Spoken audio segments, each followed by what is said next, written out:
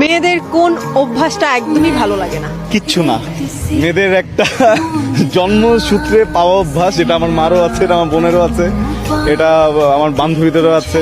জীবনে প্রেম করেছিলাম, আমার ওই প্রেমিকারও ছিল।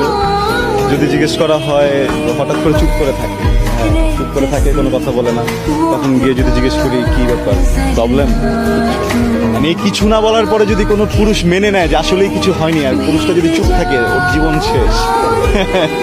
ওর জীবন শেষ।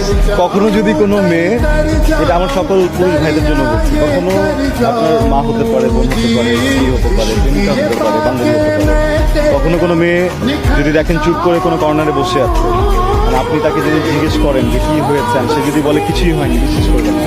তাকে তারপরে খোয়াবেন, তাকে বলবেন যে সেটা হয়েছে, আমি কিছু করছি, আমি একটু ভুল করছি, আমি সরি। এইভাবে মানে যদি ভুল নাও থাকে, একবার দুবার সরি বলবেন, দেখবেন ঠিক হয়ে যাবে। প্রশংসা করে দেবেন।